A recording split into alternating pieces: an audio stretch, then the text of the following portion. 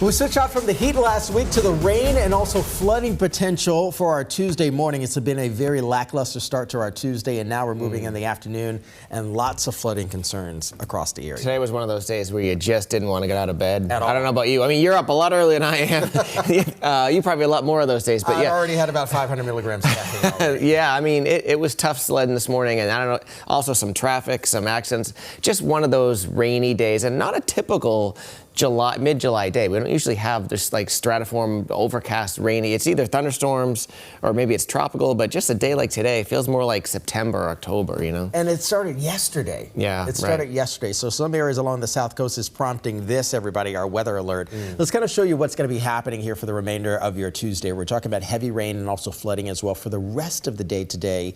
It is unfortunate that we're going to take this right on into the afternoon and largely the afternoon commute. We will likely have a bit of some drier patches kind of splashed on in there as well. But again, overall, some periodic heavy rain. Yesterday morning, we were talking about our flood watch in areas across Connecticut, Rhode Island, and the South Shore and the Cape. We've trimmed that back now, and we're still holding steady with Rhode Island, the Cape, and also the South Shore as well. Yeah, and we'll see on radar in just a second. Those are the areas right now where we're definitely most concerned and where most of the rain has fallen. Take a look at this. These are just reports from the islands, and this is actually a couple hours old now. We're waiting for some new reports from Skywarn and our weather watchers. But as of about, say, 9:30, 10 o'clock this morning, over 3 inches from most of the reporting stations on the islands on Nantucket and Martha's Vineyard. And they need the rain. And Nantucket has been in a mega drought. Do you think Boston's in a drought? Nantucket has really been dry for quite some time now. So of course they don't want it all at once. That's the caveat to today, but they are getting it. And even the same kind of thing on the Cape, South Shore areas. Basically this again was about an hour and a half ago, 1 to 2 inches. I'd guess they probably have added on a half inch or another inch to this already. We'll have an update, we hope, at noon.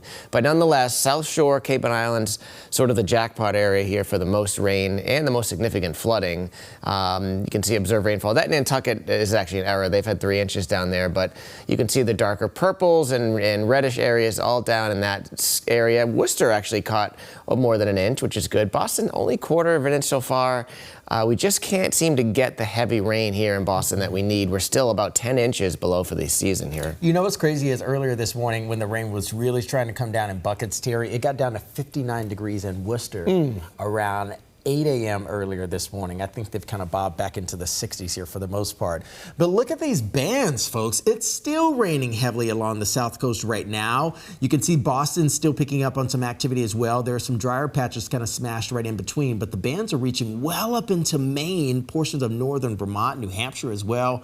And this is just slop. Yeah, I mean, this is just slop. This is allowing for not only visibility concerns, but just overall allowing for a very tough navigation. Tough going. We've had reports from Falmouth, from Oak Bluffs, from Somerset, from New Bedford, Fall River, all those areas where just very heavy rainfall, and again, as much as half an inch to an inch an hour in brief bursts. So yeah, if there's going to be more flooding this afternoon over the next several hours, this is the spot that it's going to occur. So if you're down in this area or you're heading down that area, you know, just beware that don't try not to drive through the flooded streets, the flooded roads. You know, there could definitely be some rising water in this area over the next couple hours. The winds haven't been too bad, but I actually just talked to Eric Fisher, who was down in the Hyannis area earlier today, and he said the winds are whipping. He said it may not look too dramatic on the maps, but he's like, the winds are whipping down here. It feels like a fall kind of nor'easter, you know, not a major nor'easter, but just kind of feels very unseasonable down there right now. Yeah, and they're starting to get those northerly wind components here, so we're actually going to keep, it's just overall a rain, cool type of day here.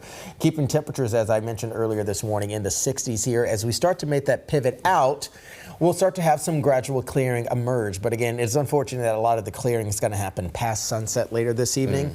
But you can see where the northerly winds will take over thereafter. So we're dealing more or less with an easterly onshore wind right now. I always say nothing good's come from an east wind, especially in the lower 48. Not around here. Right? Not even around here. But as temperatures begin to climb again tomorrow, those northerly winds will kind of keep it kind of subpar across the area tomorrow. Some AM clearing, warmer and drier, but also a little bit below average. Yeah, and then here we go, back to the summer things on Thursday. Up near 90 degrees, could be It'd probably be another 90-degree day. We had a bunch last week.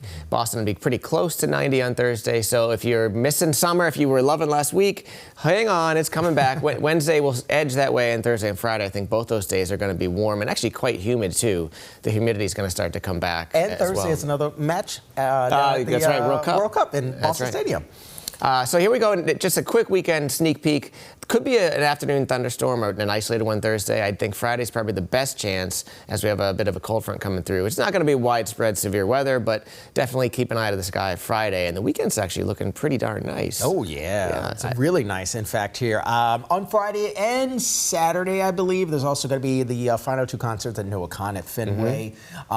Keep a close eye on what's going to happen with that concert later today because the field may be too wet for it to happen. But again, you get 3 more days after today, even if today is canceled. So dew point temperatures, as Terry mentioned, we're going back into the possible 90s by the end of the week, Thursday and perhaps even Friday. Humidity levels will also be climbing as well. And with an approaching front boundary, we can expect a few isolated thunderstorms possible at the end of the work week.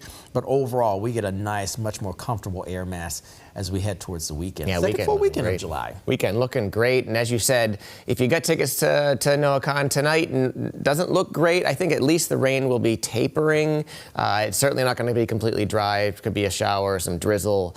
Yeah, so not the greatest night tonight, but tomorrow looks fantastic for tickets. Friday, again, that chance of a thunderstorm. And again, the weekend just looking fantastic. So 'tis the season. Lots of stuff going on, lots of concerts, cookouts, all the things. So I do think that largely the news is good after we get rid of today's rain.